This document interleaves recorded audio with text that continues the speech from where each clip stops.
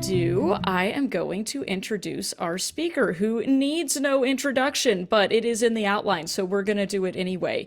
David Teachout is a mental health therapist and photographer focused on and teaching how creativity intersects with mental flexibility.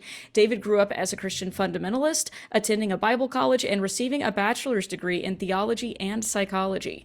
During his studies there, David deconverted and has been on a journey of appreciating humanity and all the stories we create to build meaning and purpose. He has a master's in both forensic psychology and counseling psychology and is currently at work on a doctorate in clinical psychology. He's a big nerd, and we love that here. David has been actively working within the field of psychology as a therapist, social worker, advocate, and subject matter expert for over 15 years, 15 to 20. In his spare time, David enjoys reading a copious amount, both fiction and nonfiction, exploring perspective through photography, and maintains a blog at lifeweavings.com and a podcast at humanitiesvalues.com. And I am really looking forward to him adding to my Goodreads reading list this week. Okay, David, welcome back. Thank you for joining us. Let me go ahead and turn my mute off. It amazes me, David, that at one point I was very close to catching up to you in your number of appearances, but I'm at 4 or something. Yeah, Rob, you're slacking. We're going to have to get you back on here again. Yeah, I mean, really, it's going to be a little tricky. No hope. Last year, I think I did 11. So it really, yeah. I think Kara and I started having fun because we're like, we need to do one a month and let's just do this. Like, yes. Okay. Yeah. Yeah. It got silly. Yeah. But quite able to maintain that. Fun. But but we do our best. Exactly. Yeah. Yes. Yeah. We're excited to have you back. Anyway. Thank you. As always, happy to be here. And yes, I will be able to hang out for the hangout afterwards for about an hour or so. So by all means, if there are questions we don't get to them, hang out and we will. As well, feel free at any time in the future to reach out. I'm a big one on giving resources. It's why I've set up my own website the way I did, because it's just got tons on there. But as well, happy to, answer quick questions, anything related to psych and religion and so on. So it's, I can talk about this stuff all day long, which is good because I have student debt to prove that I can talk about it all day long. So yeah. So this is why you get the big atheist bucks coming here to these talks. Yeah, the big ones. Yeah. It's worth it. Yeah. That's why I'm going through the very big annoyance of finally getting back into my doctorate program. But yeah. We need to talk more about that offline or in the hangout. Yeah. Last year was tough. So we're getting back into it. It's gonna be good. Burnout is a thing. Mental health is important in grad school. Yes, it is. We need to talk on that. But so today, I know Dr. Ray, Darrel definitely gave a presentation, I think a month ago, give or take, on religious trauma. I will not be going over that again because it's been done. So by all means, as soon as that comes out, on YouTube and whatnot, you can take a look at it. Some of what I might say, might be a little different, but that's why we're here, because we love exploring these things. And as well, one thing with the poll questions, which I will get to, is that if you do look for that show, Happy, be prepared for really, really often disturbing violence. Just as a FYI, if that's not your thing, do not turn it on. You have been warned. But yeah. But if you like Law and Order, the guy, the dark hair guy, I'm trying to remember his name. Is it SVU or regular? Yes, SVU. Stabler. Yeah, the guy who played him, he's the main person. So in a very, very different role. It's so wrong. Yeah. So I feel like this show should be called Disturbing rather than Happy. A little bit. A little bit. Yeah. Okay. So just, FYI. Okay. Do you want Yeah. us to go over the poll questions now? Would you like I'll to? actually go. I'll actually touch on them a little bit Okay, here cool. as we get through. So, but yeah, that is a good point from the chat. That what is it? I forget the numbers now because I'm sure they've changed, but I know like 10, 15 years ago or something like that, like the number of Chris Maloney. Yes, thank you. Is the actor. Like the number, like kids by the age of 10 have seen like 10,000 murders or something like that on television. I mean, it's just in an astronomical number. Somebody can look it up. It's out there. I don't know if they've maintained the research on what that might mean. So, and of course, it's an average. So, but yeah, It's a lot. And yet we yeah. censor other kinds of content, like anything remotely sexy is, Mhm. immediately cut out. But, Mm. Right. murders, violence, fine, let them see In it. So fact, are we counting stuff like in like the Roadrunner, and like yeah, I'm the not anvil entirely. It's falls on been the a while. coyote? I don't know. Yeah, I don't know. I mean, it's been a while since I read that research and exactly what it's saying. So take the numbers with a large brick of salt at this point. Yeah. Fair enough. Yeah, I mean Bugs Bunny murdered. Yeah. In fact, what was it? I saw read an article speaking of weird things. Was it Queen for some concert is not going to be playing Fat Bottom Girls because it was deemed too offensive for a younger audience. But What? they are going to keep what was it? Oh, now I'm forgetting, blanking on, but basically it's about an assassination. Like, really, that's okay. But Oh yeah, boy. okay. Wow. Yeah, the Yeah, world is funny. Yeah.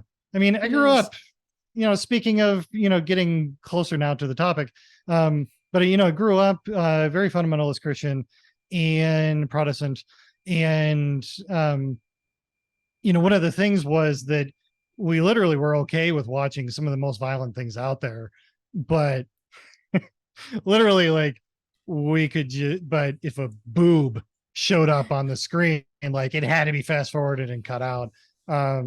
Yeah. Wasn't In like the fact, what was, Passion of the Christ one of the most violent movies that was like ever oh done? yeah. Yeah. I mean, I affectionately refer to it as a snuff film Yeah, yeah. And there Yeah. because were, it really, busloads of it's evangelicals going to grotesque. see that movie. Yes. Yeah. It's ridiculous. I actually had a journalism teacher who at the time I didn't agree with his politics. Now I'd love to go back and say hi to him. But who at the time when we watched, what was it? We ended up watching Romeo and Juliet during a break, and the sex scene in it, because it showed her breasts, he dubbed over it with Larry Moe and Curly beating the crap out of one another. And his whole point was somehow this is okay. Oh, But that's funny. yeah, yeah. So yeah, as a dyed in the wool conservative, religious person at the time, I was like, oh, come on. But it dug at me. I'll have to say, like, look back on it, it was a bit of a, yeah, thought twister. So Interesting. who know? Who Um, knew? but with all of this, part of the issue here with discussing religion in general, is that we crave explanation. I mean, we're literally coming up with stories all the damn time. And it's really what, in many ways, consciousness is. There's actually an interesting theory called the blind brain theory out there, which I highly recommend people reading. Not sure if I agree with it fully, but it's interesting.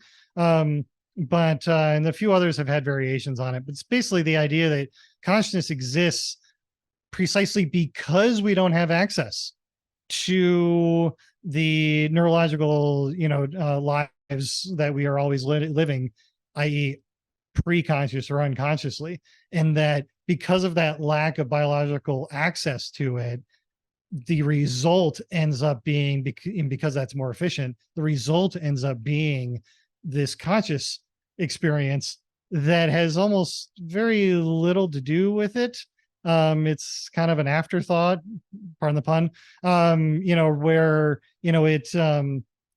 it exists purely as a fiction so that we never, in order to hide the fact that we really have no idea what the hell's going on, in our brains.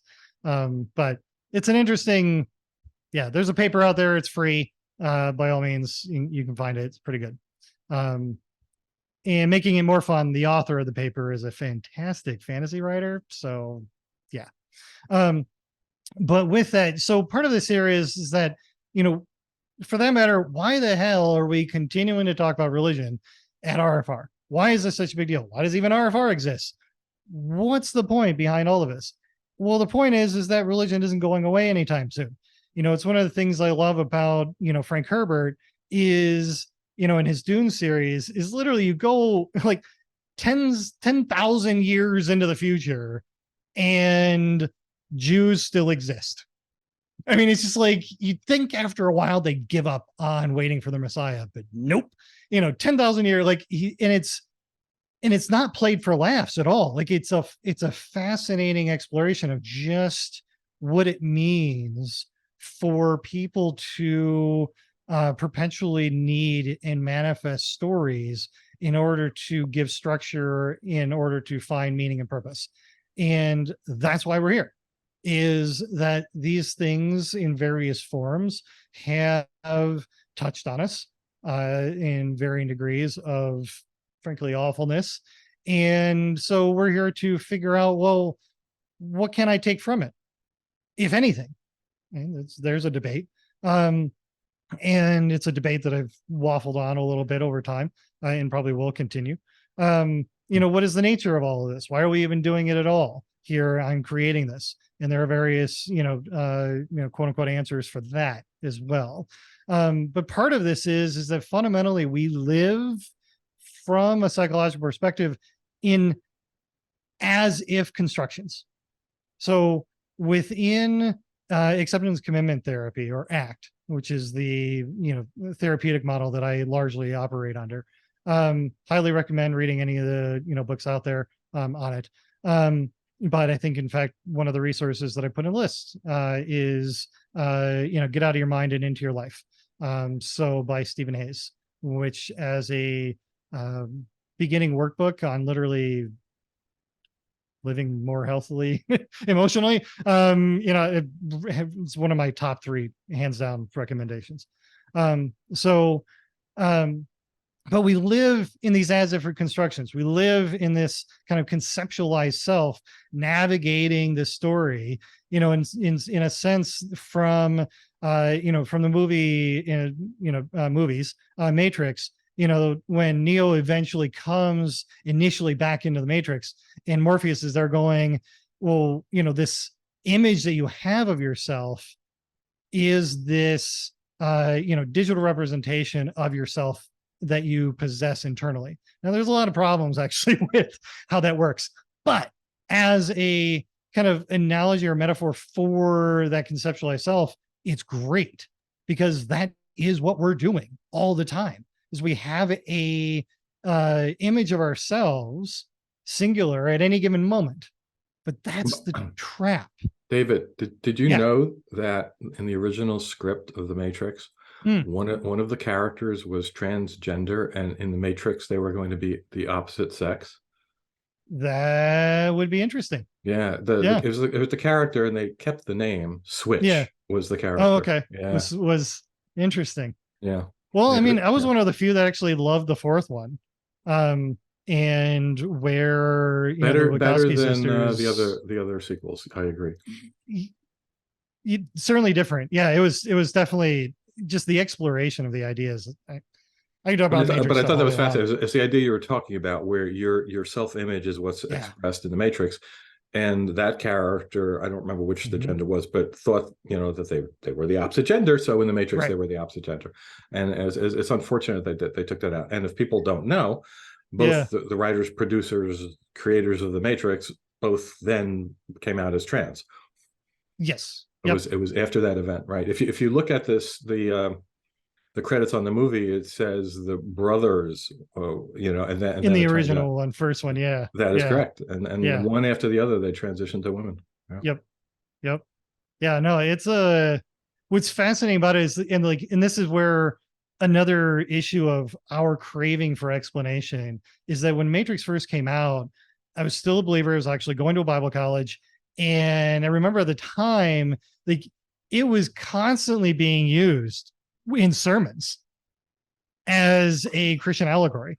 Like, just it was incredible, like, how often this was being used in that way, even though clearly, especially in retrospect, so not even close to what they were, wanting to touch on. Well, the Wachowski So brothers certainly put stuff in there, yeah, like, no, Trinity and Neo, and he dies yeah. and gets resurrected, and he's the Oh same. no, Yeah, so yeah. they very much like to delve into various mythologies and touching on many of the kind of themes from that, which is why it's still really damn good these days and why we can still talk about it forever. It's a And good of movie, y'all. course, We're gonna it add that is. to our Yeah, hangout list. it really needs. Yeah, this needs to be like a community online thing. So Yeah. I wrote an article. Are we really living in the Matrix? Should I put that in the chat? Anybody's interested? Absolutely. It covers that Yeah. whole idea of Bring are it. we in a simulation?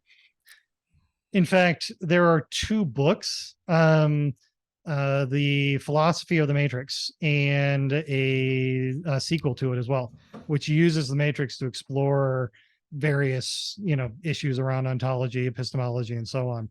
Really a lot of fun, actually. It's just actual philosophers utilizing pop culture as part of an entire series. There's like Westworld in philosophy, Batman in philosophy, The Expanse in philosophy. There's just all sorts of stuff. It's really fun. Good question. I will get to that at the end. And so all of this is like, we're trying to figure out what, not just what the meaning is. And I think that question often causes a problem because it assumes that we're searching for meaning rather than actively creating it in the process of that search itself. Like, we come into this world without a blank slate. That has been well established. And so we have biological proclivities. We have, that include personality structures, how we respond to, various states of distress, in the sense of, our thresholds for generic physiological arousal, our thresholds for dealing with, stress or stressors is, set by and large by genetics. And in combination then, of course, with our, social experiences, but by and large, you're not going to move it too much. So when you find yourself, say, gravitating on the spectrum of extroversion, introversion, don't beat yourself up about, oh my God, I wish I was more of this or more of that. No, we have a baseline and then we have space of movement. And in fact, the movement, in some ways, rather than the baseline, is in some ways, at least to me, almost more indicative of our humanity.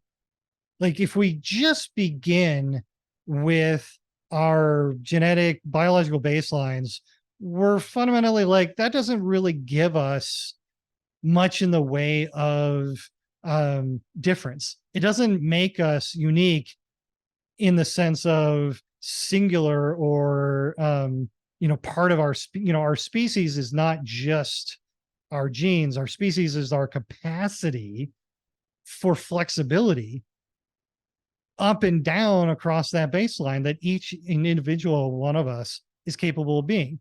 That's why we go to therapy, for that matter. That's why we study philosophy. That's why we go to school and, and hopefully get educated, which doesn't obviously only occur at school, if not in some cases.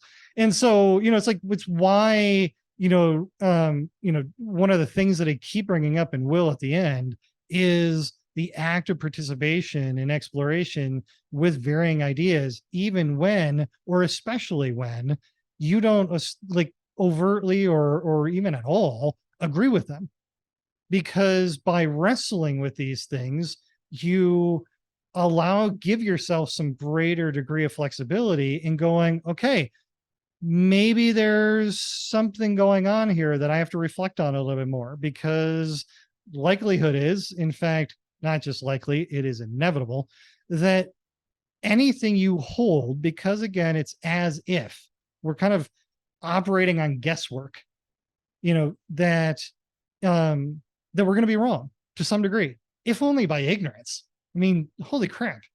Some of the times that I work with on clients, I'm learning in more than just a hallmarky way. Like, I'm literally learning factual things. Like, I've learned about cybersecurity and, various states of, the military and, the experiences that people are going through that I will never encounter.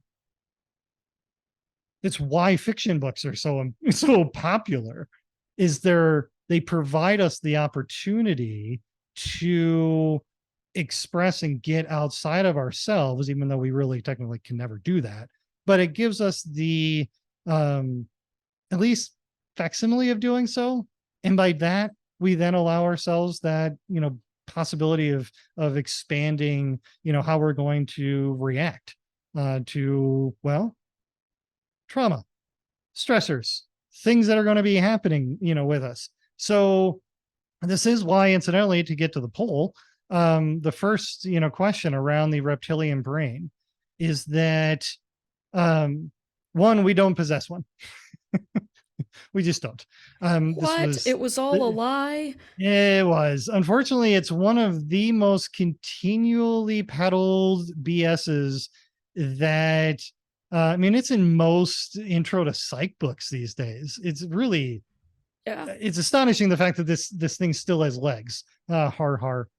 I see what you did there. Does it have a tail? It does. It does have a tail. If you pull the tail off, does the tail regrow? So, right. so can you explain what that is supposed to have meant, reptilian? Yeah. So the idea here is that, in looking at human evolution, that our brains developed in this kind of bottom up linear fashion, where we have a baseline of a reptilian brain of the like amygdala, hippocampus, medulla, and so on.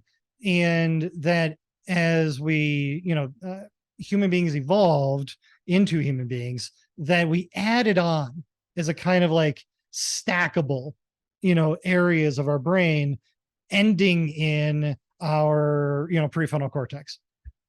Now, one, yes, as noted in the chat, triune brain model. And I think it was McLean was the scientist who came up with it. But of course, two big things with it. One, all mammals, not just human beings, have frontal cortexes. So, and two, it fundamentally defies evolutionary theory. Evolution does not operate in a linear progression, adding things in a kind of stackable way. Like, that's not at all how it works.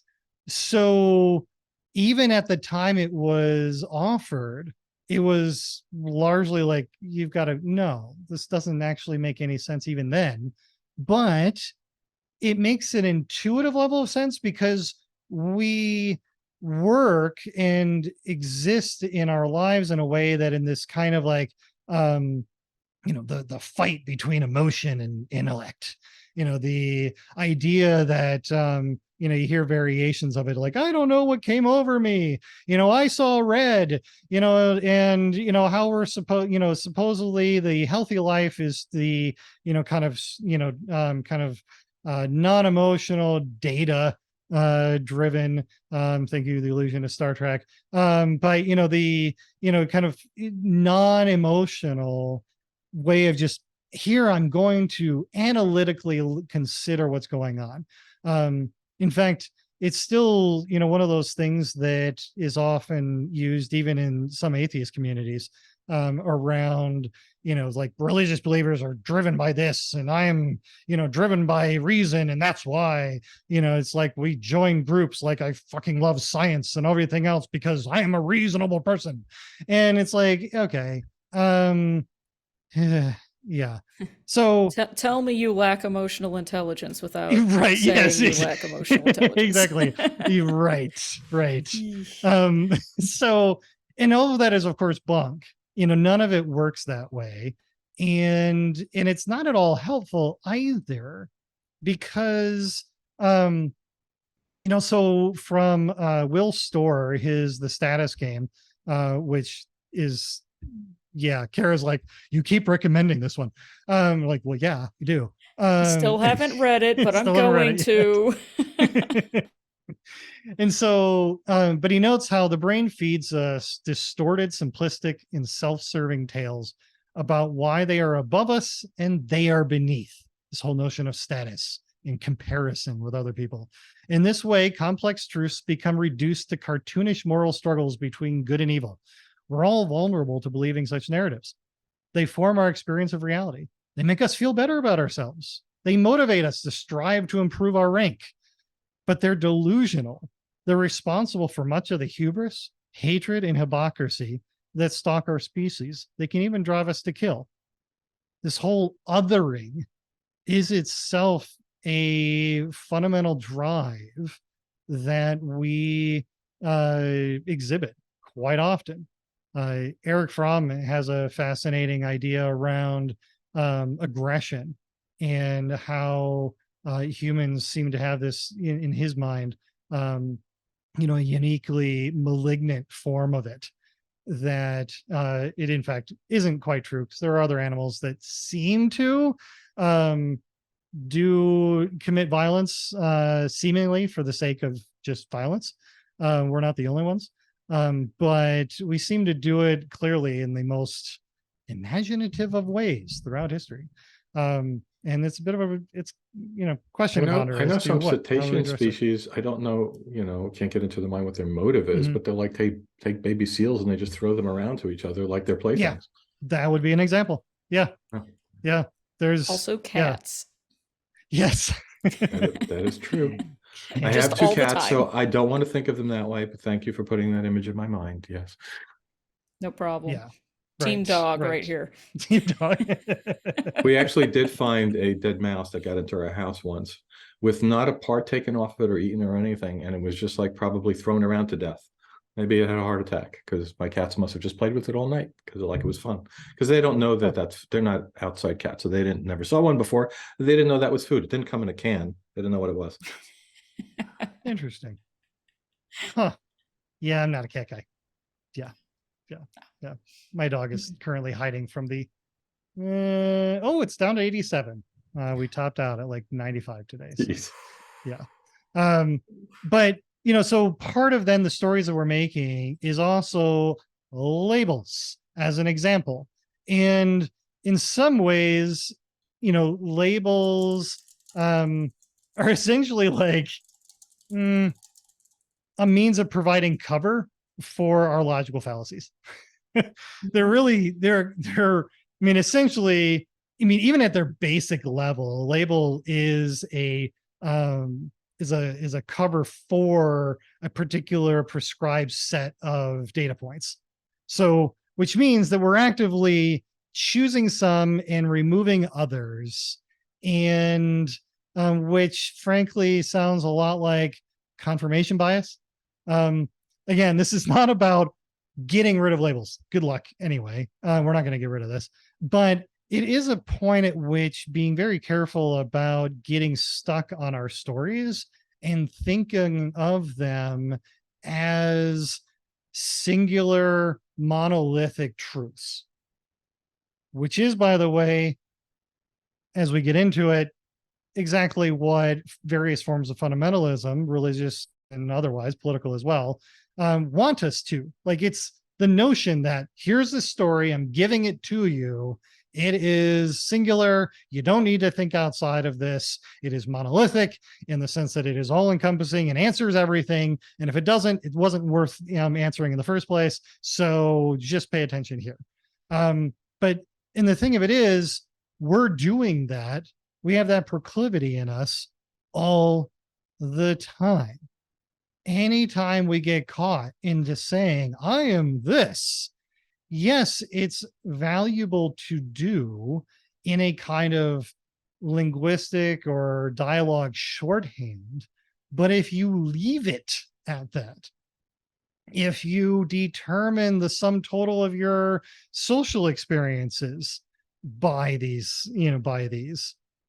eh, you're cutting into the one vast, capacity of humanity to express itself, but two, the also capacity for our own psychological flexibility.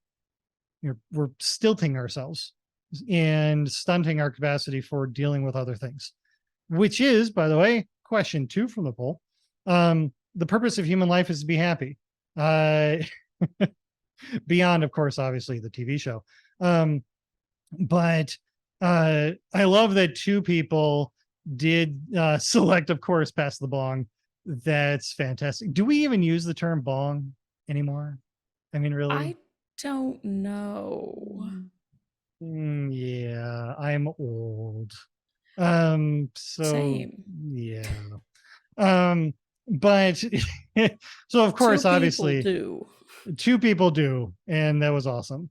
Yeah, obviously this was biased. I mean, I don't think I've ever asked a question in the poll that wasn't pretty clear where I was coming from, which is part of the point. I'm actually poking fun at polls themselves, in the way that it can construct these things. No. Yeah, miraculously, polls by Fox News universally support Trump as president. Shocking, I know. It's truly, truly mind blowing. Oh, did you hear the one that came out today in that vein? Ooh, which one? They asked Trump voters who they feel tells the truth to them. All right. Oh, I did see that. Yeah. One. So I'll start from the bottom and read up for the largest groups. Yeah. 42% said religious leaders tell them the truth. Mm-hmm. 56 said conservative media figures, the people on Fox News and so forth. 63% said their friends and family, but 71% said Donald Trump. Right. Yeah. This is this is one of those utterly stupid polls. I mean, it's what is actually polling is not who you trust more. It's polling, are you showcasing your allegiance to this idea, to your tribal calling. I mean, it was so it was so ridiculous. I read that, I'm like, you've got to be, this is absurd. And yet they rarely put the actual phrasing of the questions that they used. They're telling you these were the results, but who knows what they asked? It could have been the most leading question imaginable.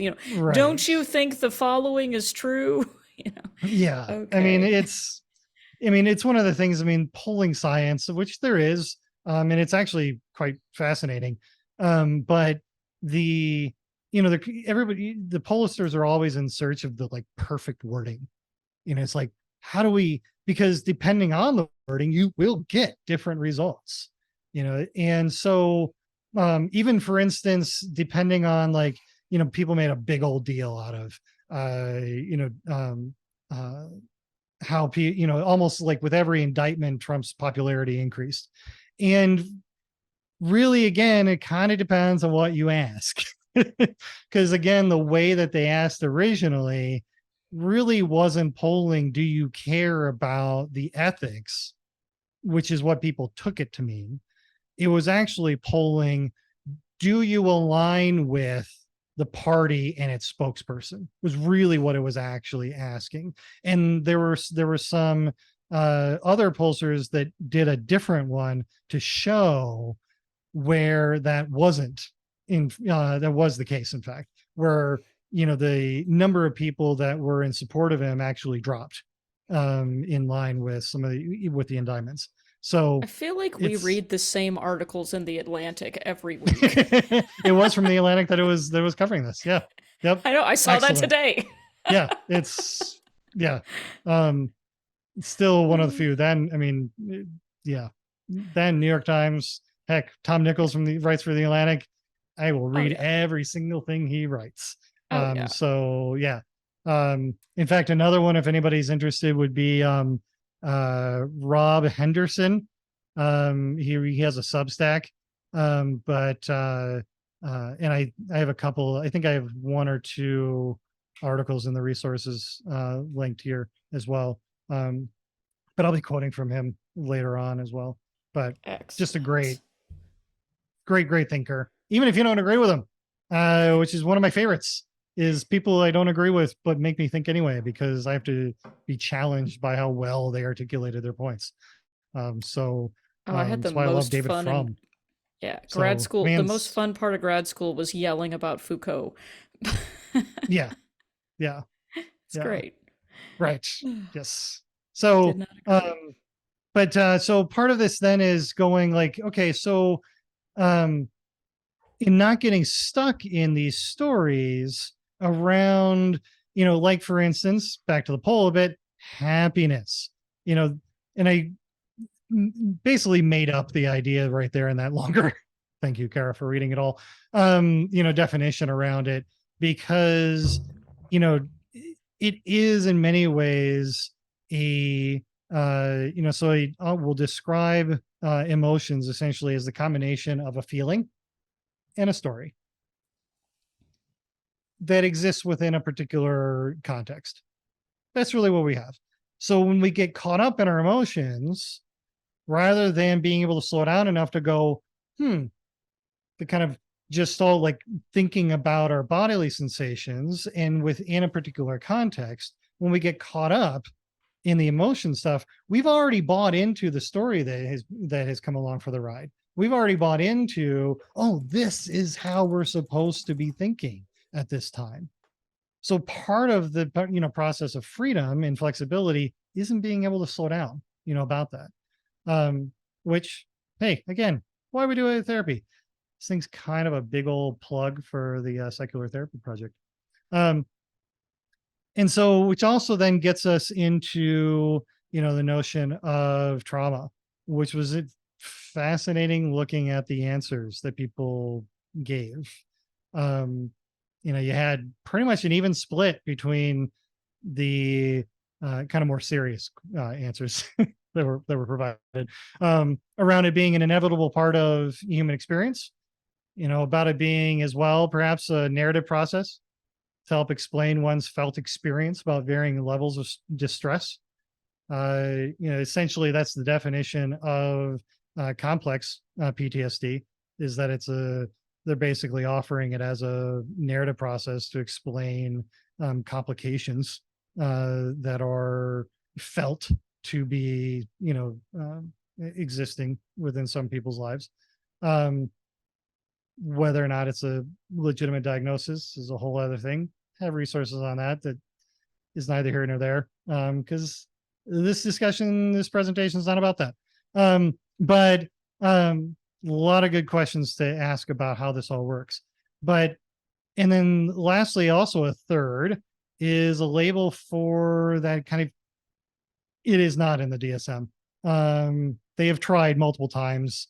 They can't meet the evidentiary threshold for doing it, because, yeah, not going to get off on that tangent. But it is in the ICD 11, largely and even the people who. And what is that, David?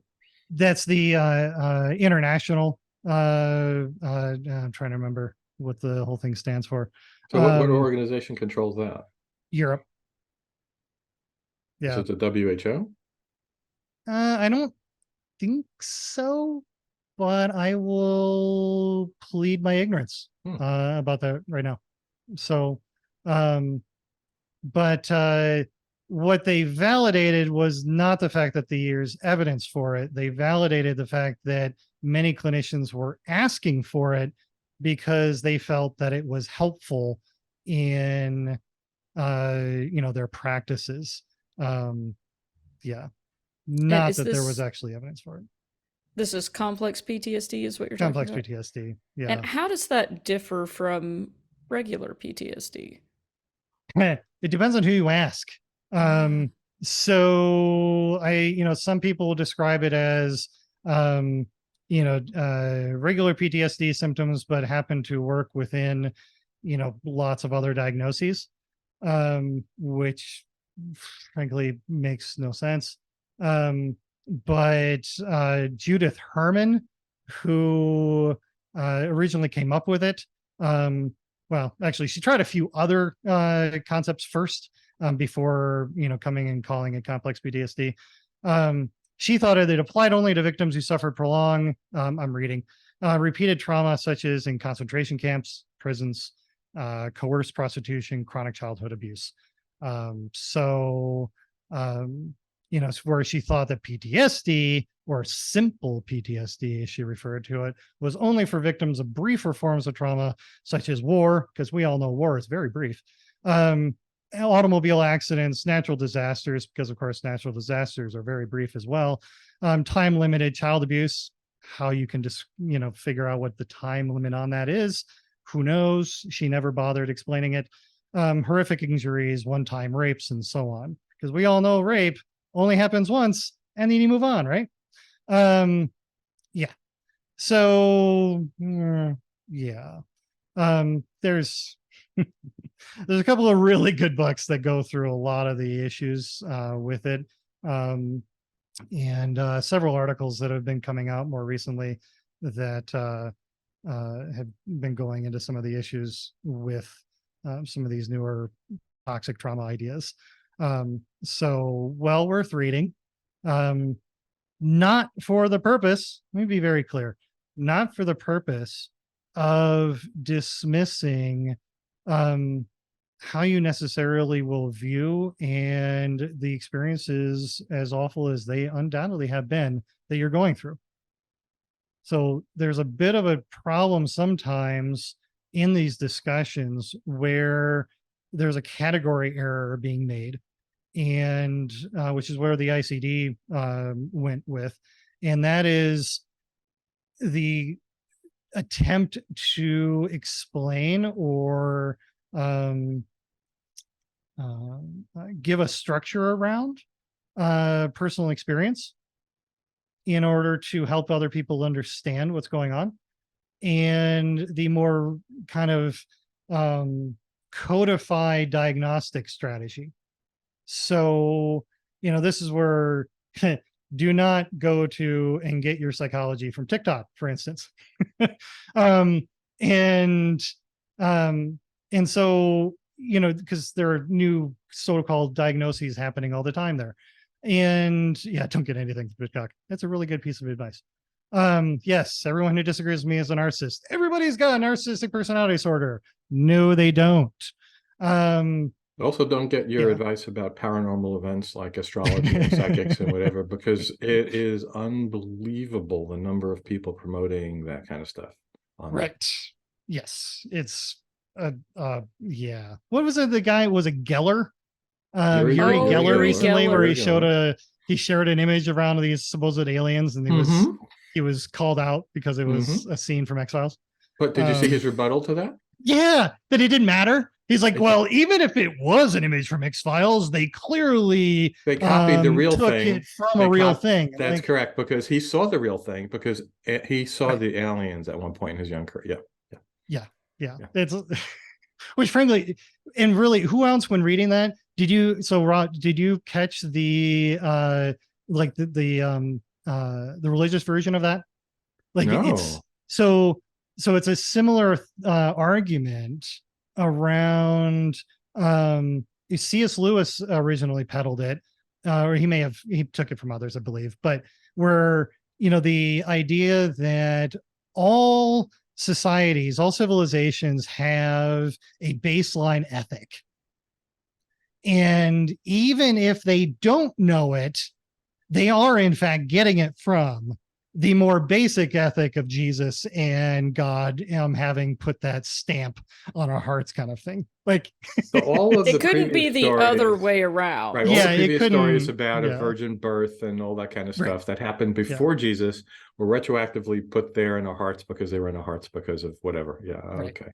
Yeah. It's fun. Yeah. Anyway, so but real, I mean, so anytime you're looking at, new diagnosis, especially on social media, it's like there are very, very specific criteria for finding an actual new diagnosis. And that's where this conversation gets split, because we can have, again, labels can be very powerful and be very helpful, but they can also be extremely limiting. And it depends on how we're using them and in what context we're doing it.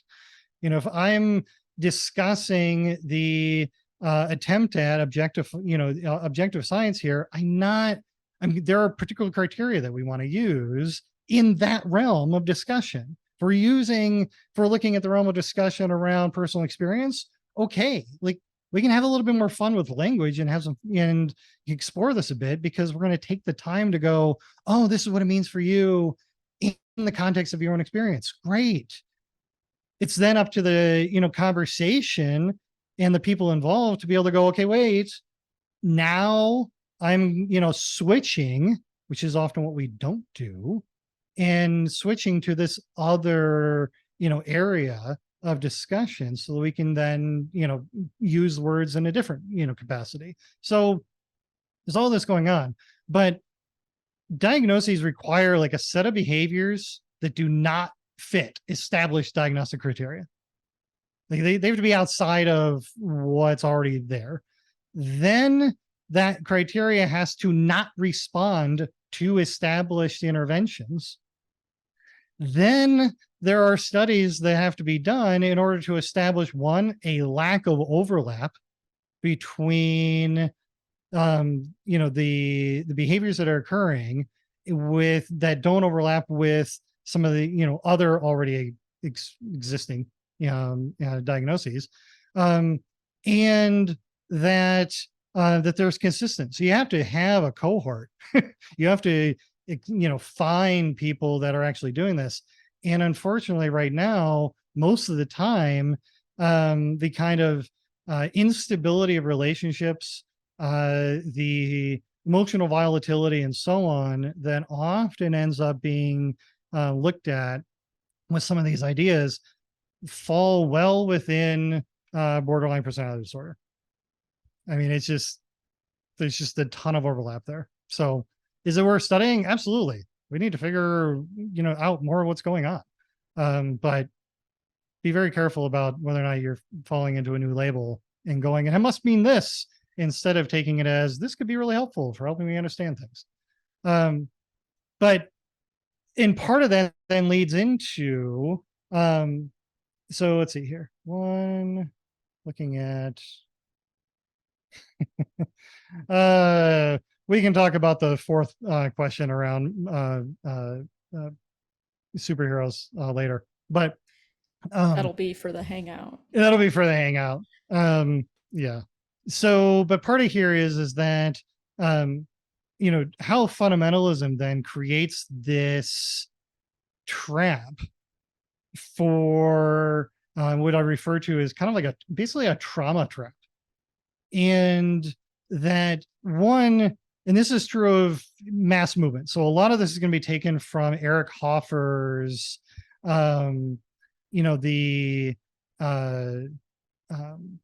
book. One second. Do you have that, Kara? Yes, I have it. It is The True Believer, Thoughts on the Nature of Mass Movements. Thank you greatly. No problem. Yeah, highly recommend. Just continues to stand the test of time here. But is that mass movements, and in particular like cults, or other things or other movements that gather and kind of overwhelm the self for the purposes of getting you involved in activities that sometimes you wouldn't necessarily do if you were, say, alone and had time to reflect, is that it feeds on discontent. I mean, how many times were most of us who were brought up in some faith or another, where you're told, like, go and have conversations with people as soon as they've been hurting, if they've lost somebody, or they're, religious camps are filled with what? fireside declarations of how their life is terrible, and they're looking for what? A means of escape and answers. I mean, they're practically writing it right in front of us. And the same thing happens with even political movements as well, for that matter, of which there are many fundamentalist aspects with some of them. This idea that, populism these days of all its various kinds is all based on finding the thing that you're upset about, giving you the means of escaping it, and saying that the only way that that salvation of some form is going to exist is going to be within this group that of which then is centered on this very fundamental human need to belong.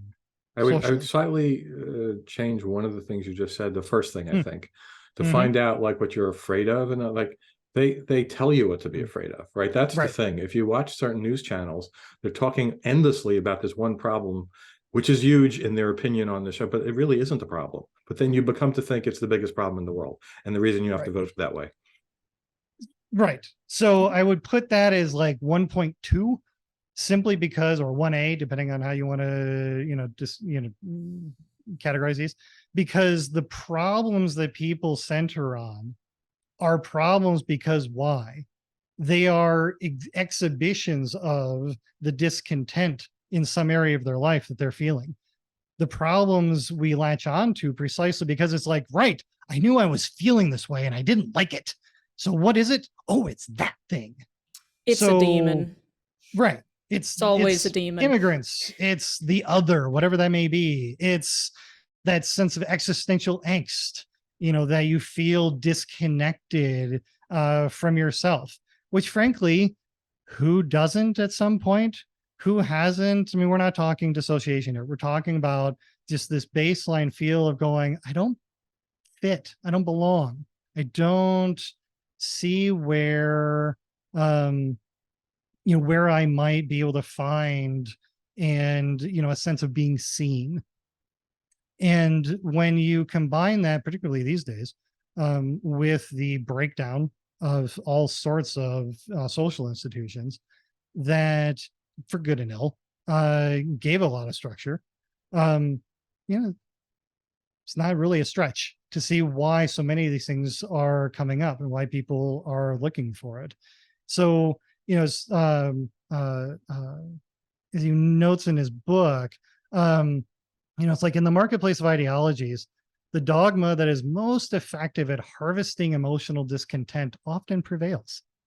The danger of mass movements lies in their ability to manipulate these frustrations. Hence, Rob's point of here are the problems, even if they aren't, but at least it gives you something to focus on. This in turn deepens their commitment, keeping them in a state of perpetual discontent and thus devotion to the movement that promises to liberate them. So the formula goes something like this. Mass movements that are good at what they do make previously content individuals frustrated, further frustrate their adherents while pretending to advance the movement. Hence so much of, when we get into certain forms of activism that don't seem to actually lead anywhere, they're just basically varying forms of how pissed off and how often can we do it. Because that's not the point. The point isn't success. The point is to belong to this kind of perpetual grievance. So, of course, any movement that actually advances the interests of its frustrated supporters will make them less frustrated. Why then do I need to belong to you? Why should I give you my money if you're no longer, bringing me out of a hellscape? Literally you have, we're right in the middle of, or right at the beginning of silly politics season here, in which tens of hundreds of millions of dollars are going to be funneled from, people make a big deal out of, big donors.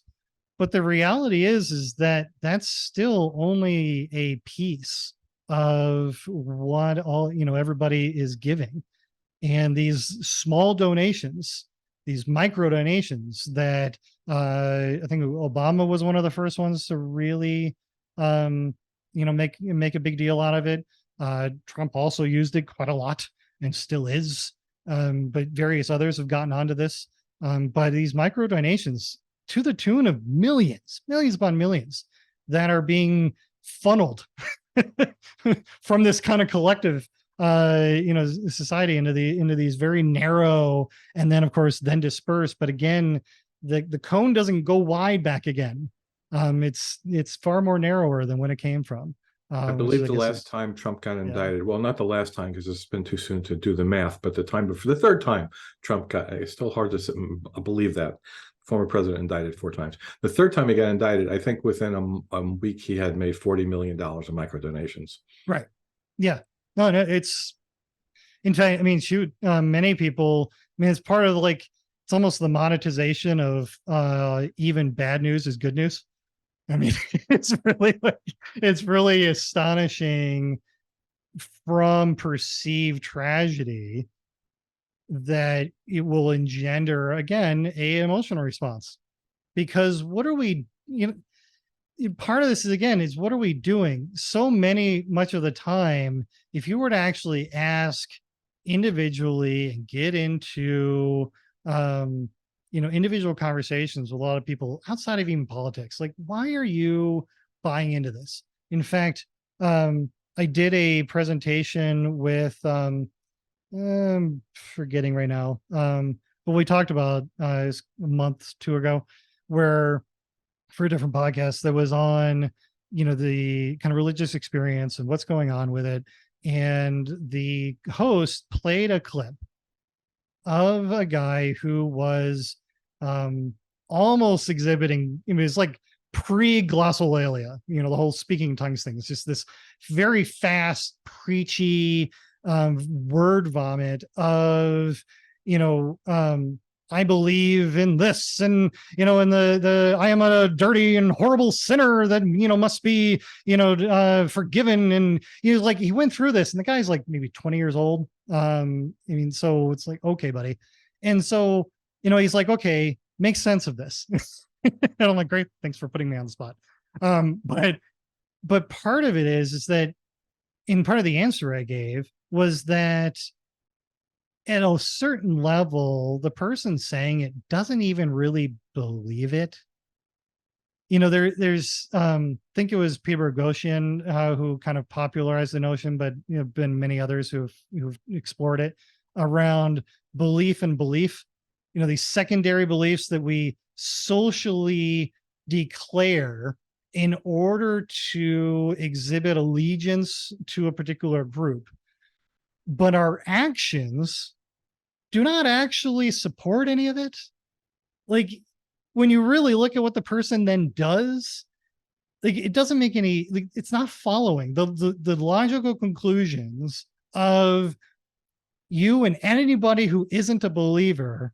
Even believers, like, just because you now have been forgiven doesn't mean you're not a despicable, horrible person. You just happen to know that you're going to get into the promised land. Like, okay, like, but you're still an awful person. That's why, the Catholic Church struggled for centuries with various states of, ideological issues around why the flesh is so terrible, why they struggle for so long about various notions of Christology and the nature of Jesus, because they had to stick with somehow this notion that the flesh in self is awful and despicable and horrible, but somehow Jesus was still part of it.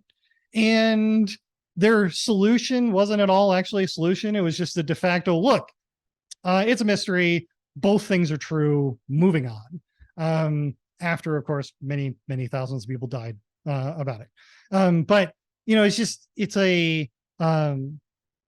a fascinating piece around, like, okay, so if you really think this, though, like, if you genuinely believe that prior to salvation, at least minimum, give that way out, that you're awful, that nothing you do is worthy of praise, that nothing you do is worthy of any positivity, and yet I'm not even a betting person generally, and I would lay hard money on, you go home and every single one of them, if they're a parent, they've got their kids' stick drawings up on their fridge.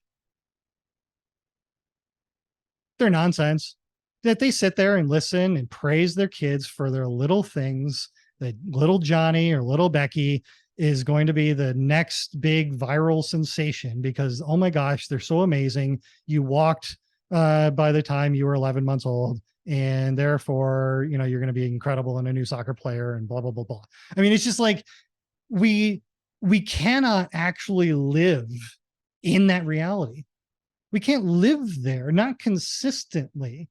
So often you know, and it's in fact one of the things around social movements as well, is to take a look at and go, okay, so you're saying, you know, maybe, you know, one explanation is like, well, we all like to engage in hyperbole. We all love to engage in just this bombastic language and everything's a genocide and everything's the end of the world and so on and so forth because we want to get people to pay attention to us. Okay. But I don't think you actually believe it.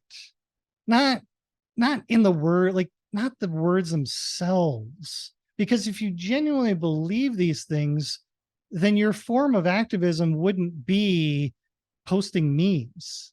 Like your form of activism wouldn't be, you know, showing up and having a good time at a rally kind of thing. Like it's not that these things are meaningless. That is not the point. Any more than the person peddling the salvation message within various religions doesn't hold some meaning. It's just that it doesn't hold the meaning that the words themselves seemingly convey. And we need to be conscious of that because we catch ourselves. How often, to bring it into the personal, how often have any of us gone into judgments around, I will never X, I am Y, I am a horrible this, I did this, therefore it's, you know, my day is ruined. In a micro way, it's fun. It's the same trap. We're just doing it to ourselves. I mean, granted, we're kind of doing it to ourselves when it comes to movements as well, but anyway, you know, but that's what we're doing. And so by questioning these things, by hesitating a bit to go, you know what, words are great, language is fun, you know, is needed, try not, but it's also a bit of a trap. You know, the if we're focused so much on what I don't have, on the discontent, on the feelings of being off, then we're at the mercy of forces in our own psychology, in our own just basic biological ways of looking at the world that are going to make it very difficult to see outside of. You know, it's why CBT, cognitive behavioral therapy, is lauded as such an important thing, because essentially, so part of it is, I kind of look at CBT, it's not even really a therapeutic intervention. It's more of like a therapeutic, it's a logic class masquerading as a therapeutic intervention. Because really what it boils down to is recognizing the biases and heuristics that we are all prone to, and learning the ways of questioning those things and causing and resulting in healthy doubt about the things, these universal statements, for instance, these us versus them statements, you know, the adversarial stuff that often happens, the malignant comparisons that we will do. I mean, that's really what CBT is. It's just this, the application of logic within, you know, the therapy paradigm.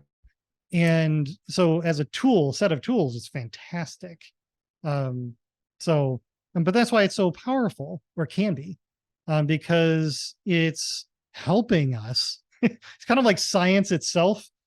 I mean, if we were, you know, to merely look at how our brains function, science is not, that's why science is hard, you know, because it's based on constant questioning. It's based on the idea that we are wrong. Well, that's not what our psychology wants us to think. Like, you know, I always thought the concept of hard science versus soft science was based on a misplaced phallic metaphor, but you know, that's just me. You know, of all the explanations of it, I'm totally going to run with that one. I've never heard that, but I'll have to remember it. It kind of makes sense when you think about it. Yeah, as noted in the comments, you got to get your science hard. Yeah. None of the squishy stuff about none of the feelings and people. squishy. Yeah, exactly. Oh my gosh. So yeah, I mean, but it's difficult.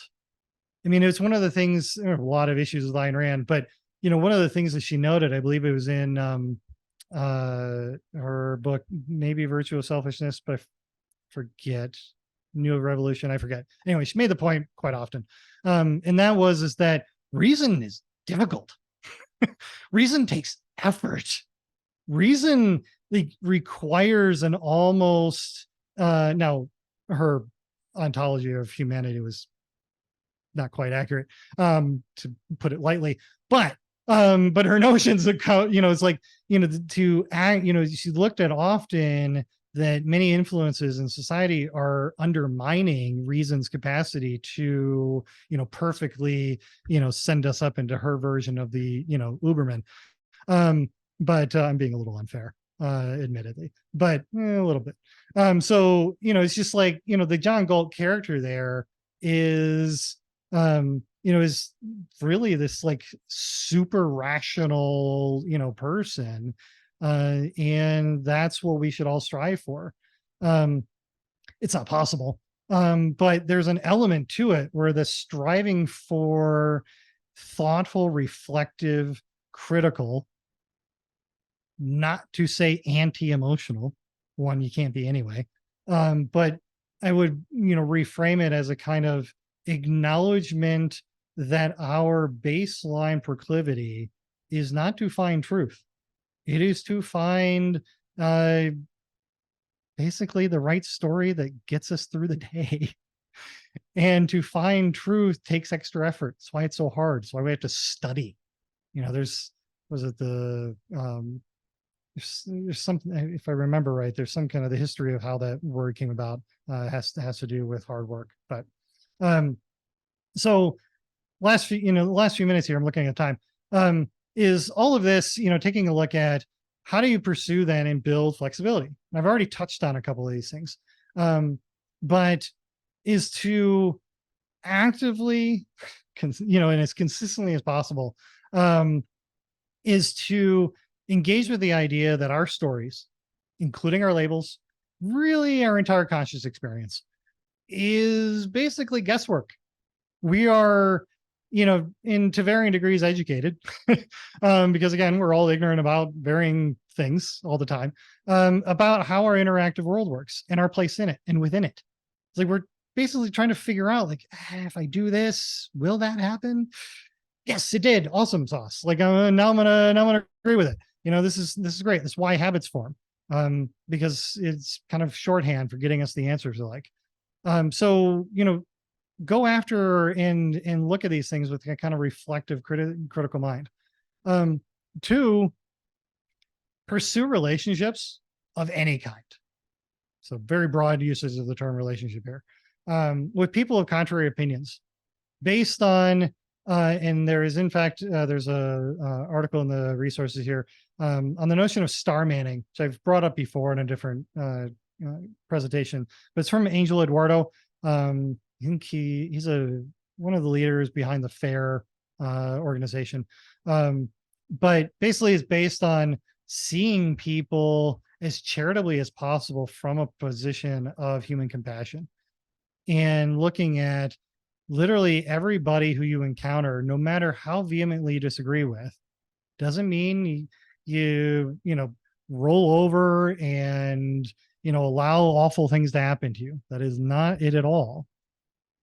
But to be able to engage in such capacity to go, what, this person's trying to figure out like what all this means, and they're trying to figure out their own form of how to get by within their own little context and with their own little social circle, which is again why, so these 3 points, and I'll get to the third one here in a second, they build on one another. Because if you start with the process of acknowledging that our stories, no matter how true they may feel, are always to some varying degree inaccurate, then it behooves us to engage in a plethora of different, plethora of pinatas. Anyway, it's one of those things where the more presentations I give, the more I realize that my brain often acts as if it's ADHD. Anyway, But the idea there of, it behooves us to engage with even more ideas, because even if we don't agree, the challenging of in the best form it might take. In fact, somebody in the comments, mentioning the Satanic Temple, it's one of the fantastic organizations out there, because and we are going to their have whole Lucian Greaves shortly, by the way. fantastic Next oh my week. gosh, that's It's next week. fabulous. I may have to make some time for that. But the whole notion there is that they're using the structures of religious mythology in order to play around with it, in order to shift people's relationship to it, in order to give greater flexibility to question these things. And they're like, I don't know if they're still on Twitter or not, but when they used to be, and I followed them, it was great because they, whatever. I refuse to call it X. But at least initially. So people are like, you believe in these things. And he's like, no, I really don't. That's your assumption based on your religious mythology. I'm just simply noting about basically kind of libertarian, notion of individualism and personalized ethics and so on and so forth. So it was just like, it's really a lot of fun with that. But when you engage with more people, then it allows you to then see, great, they too, just like me, are to varying degrees wrong or inaccurate. And so by doing so, we then can build, the third piece here is build social experiences and community that are beyond, all power to everything that's going on with RfR and all the online communities, but doing so not only online. I am not some, anti-tech fuddy-duddy here. This is not, saying that. It is about the difference between online communities and face-to-face ones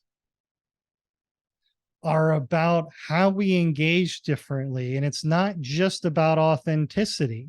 So Hoffer notes how mass movements can be seen as a kind of community. Here's where they differ, though. They require only belief and identity. Sound familiar? How do we join our online communities? Rather than reciprocal obligations and accountability. How accountable can we really be online? In fact, that's actually one of the common criticisms. It's why volunteering, to plug away for volunteering for RfR here, that's why volunteering is so important if you are going to engage in these online communities. Get involved, become 20% cooler. Thank you, Helen. And in order to 22.5 get close enough or closer to what it is to be that face-to-face quality that we get. Because when you have to engage with people at the nitty-gritty of, how do we actually put these things into practice? It gets difficult. All of our ideas sound great when we're ranting by meme or Substack, but they become very problematic when we actually try to implement them in real life. I swear Vivek Ramaswamy is like a walking billboard for this. The man has a whole ton of ridiculous ideas, none of which will actually work in real life. But we do it in, any number of other things as well. In a lot of the movements we get into, we peddle these ideas and we're like, how does this actually work in line exactly? Oh, it's complicated. Oh, right. You mean there are a lot of ramifications of this that, merely saying I believe in X make this a little bit more difficult to implement? Right. Good. It should be. We're more complicated than one thing. Good. It's actually how we've actually been able to survive our own innate absurdity as human species, is the fact that we're more than just one thing. And not to fall into that trap again, that frankly, so many of us have already gotten out of by leaving religion and not falling into it, whether or not it's a social movement whether or not it's an online community, whether or not it's your own personal stories, of not falling into looking at yourself through one lens. Get out there, engage, have some fun. Yeah. I like it. And with that, Yeah, that's a good note to end on. And don't forget to come to the excursion. I don't want yeah, to hey, steal good the. plug. Yes, there's the Yeah, excursion. Although, how yeah. many spaces do we have left? I think we have like one space left, so get Okay. it now. We'll talk Yeah, more about that at the end. But yeah, come to the we will. Yeah, excursion. and Have that's some not just fun. an advertising. Come on, company. Oh, we only have one left. Order now. No, we Yeah, looked right Yeah. before this, and we have it one really is space. only one left. We really Yeah. have one spot Yeah. left. So while everyone scrambles to go get that spot, shall I leave Fight. everyone with this list of resources you have given us? Do you want me to put those in the chat? Yes, by all means. All Yeah. right.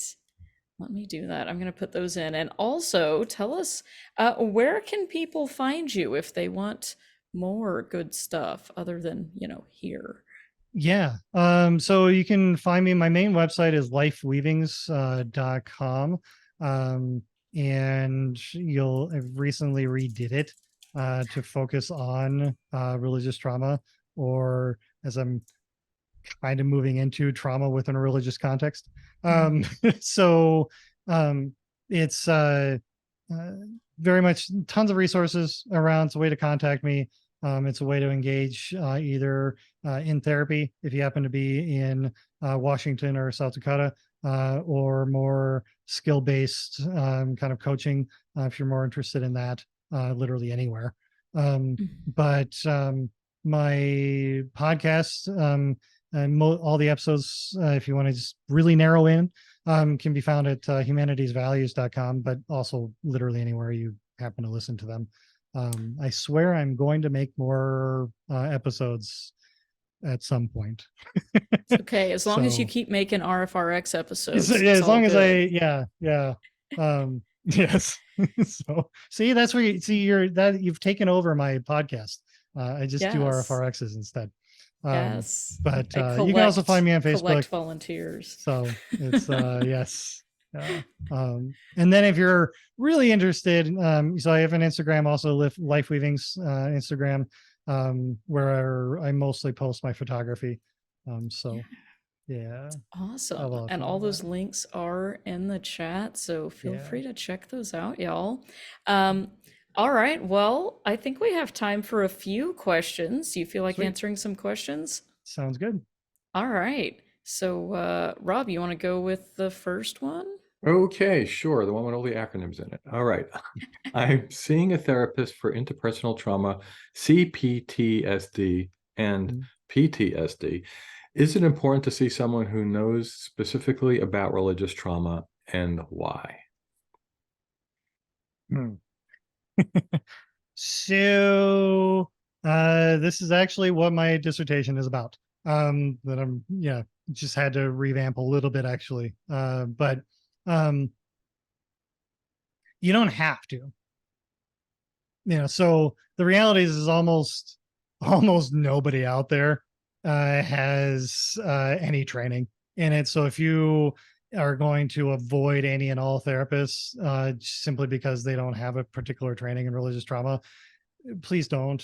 That's really not going to do you very well, and it's going to cut off a lot of otherwise really good therapy.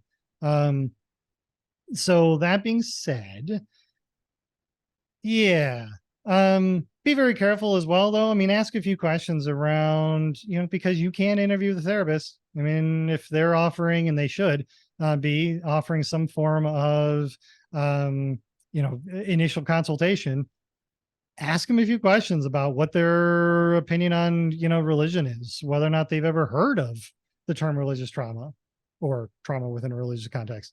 I think I'm the only one using that phrase. So yeah, don't look for that either. But ask about it, like figure out, like, what it is, how they're going to respond to that will at least help you, inform you as to whether or not they're going to be helpful, to that. That being said, a lot of, if they have a specialty in trauma work, PTSD, many of those things overlap depending on the experiences that you went through. So there really isn't a whole lot of intervention strategies, frankly, that work for PTSD, for that matter, that will also then work for trauma that exists within that context as well. So there's not a whole lot of uniqueness in one sense. So I'm trying to be careful in my wording here. But yeah, you can absolutely take a look at people who are outside of it. Just ask a few questions. Look at their site. Look and see whether or not they've been published anywhere. Whether or not they've given interviews, whether or not they've published anything. It's one reason why I have so many blog entries and show up to these things. The number of clients who go, yeah, I was listening to your presentation through RfRx or whatever, and like, yes, I don't even need to have a consult. Like, I'm just gonna chat with you. Or undoubtedly others who see it and go, oh hell no, I'm not going to talk to that nut job. So yeah, by all means, take a look. Well, let me add a little bit to that, David. Yeah. Whenever someone calls and I need to refer them to the Secular Therapy Project, I always make the point, ever since the pandemic started, as you must know, it's very hard to get a therapist. Many are full, and it's harder than it used to be. So even though we have a lot of people in the Secular Therapy Project, they might be so busy that they can't give you an appointment. So what I suggest as a backup is to go to, I'm going to put the link in the chat, the seculartherapy.org/therapist page. So when you get to the Secular Therapy Project, there's a choice: register as a client or register as a therapist. Of course, most people register as a client. If you click the other one, register as a therapist, you'll see what the first step that a therapist we're going to vet has to agree to. So you can use what's printed there, printed out in a hard copy or PDF, and use that when you're shopping around, because that's the first criteria. They have to agree to that before we're going to talk to them. Yep. Great point. Thank you, Rob. That was, yeah, absolutely. Rob knows all the hacks. I mean, really? Yeah. Okay, I'm super excited about this question. I'm going to ask you this one. Y'all all know which one it's going to be, those of you who are looking at the outline. What's your best book recommendation on our best understanding of the human self? So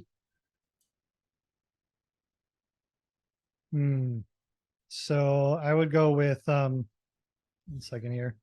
So one, not my best, but a really good initially introduction to psych that just published a few months ago. So it's like the most recent in a lot of ways research on everything. It's like basically it's an intro to psych book, which I'm currently going through. It's by Paul Bloom. It's called Psych, and it's fantastic. Most of the things largely read, but his way of putting them in, describing them is just fantastic. And it's just great for anybody, even if you've been studying psych for a while. As far as kind of human self, I would go with Being You by Anil Seth, Anil, and then Seth. There's a few others that are related, but that one in particular, it's one of the most recent. Read it slowly. It's not calling anybody stupid. It's complicated. And there are a lot of ideas in it that are a bit contrary to kind of socially received wisdom. So really good to explore. Yeah. Awesome. Thank you. Okay, I feel like we have maybe time for one more question, Rob, if you want to pick one. Well, I'd like to ask the Trump question, but I think I'll wait till we stop the recording for that one. So that's fair. Let's go to, can you explain, because I missed this myself, can you explain limerence and its relation to trauma? I don't remember hearing that word. What was that about? I think that was in Annihilation. Okay. Is it the shimmer? Yeah, so I got nothing. I'm terrible because I know I've used limerence before. Limerence. I'm Googling. Can somebody give me more context to that? So Uh, maybe the answer, David, is to answer to the question, can you explain limerence and its relation to trauma? Is no, I can't right now. That's all. We'll go to another one. Yeah, which is terrible because I know I've used the word before. And I'm like, oh my God, this is terrible. so having Googled Yeah, it, yeah, Google let me know that I misspelled it, and then went on to say it describes the experience of having an uncontrollable desire for someone, an obsession that consumes the Hmm. limerent person's thoughts, feelings, and behaviors, usually yeah, involves two people. New word on me. yes. Yeah, me Um, too. yeah. It's what people usually mean when they say love. Um, Oh, got but it. Ah. yeah. So what's interesting with some of the, yes, thank you, Glenda, for the NRE, new relationship energy within the poly community, which is where I encountered NRE. Fantastic. Um, and so yeah, limerence, it's interesting around, yeah, I think there's some overlap. This is off the cuff here. So take everything I'm about to say with, again, huge grains of salt. But is that I'm in it now, full disclosure. Thank you. Actually, you know what? Beautiful. Actually love to hear that. Limerence is fantastic. I mean, it really is. Like NRE, any version of the phrase that you're gonna like, the feeling behind it can be emotionally intoxicating. That's why we don't try to get rid of it. It's probably why it still is around evolutionarily, even though, behaviorally it can be really destructive. But it's just so damn good. And it helps us overcome a sense of self. It helps us with a kind of, those who have engaged in some kind of psychedelic can account to a kind of similarity with that collapse of the self as that limerence tends to engender. Um, and we love it. Like it's great. Here's the issue though, is it's not particularly tied to anything inherently good. It's kind of like our love affair with sugar. I mean, we need it. We have it because one, it's a great energy, source. We didn't have much of it when we were all evolving as a species, until we encountered high fructose corn syrup and everybody, became obese. But it's like we don't have the systems in place very easily to deal with the overwhelming nature of that, our for that capacity for us, that propensity. So by all means, it can show up in a lot of different ways. If you have, so one thing to keep aware of, if you have a person or a group who is actively keeping things vague, if they are, actively going, hey, I don't really need to answer these questions, or can't we just live in the moment?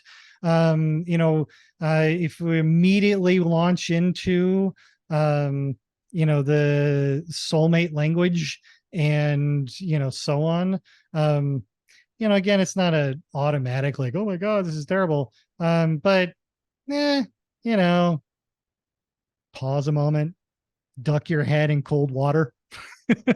um, actively engage in perhaps a few things that are a little distressing, so that you get out of that kind of system one mentality and slow down a bit to start asking a few extra questions.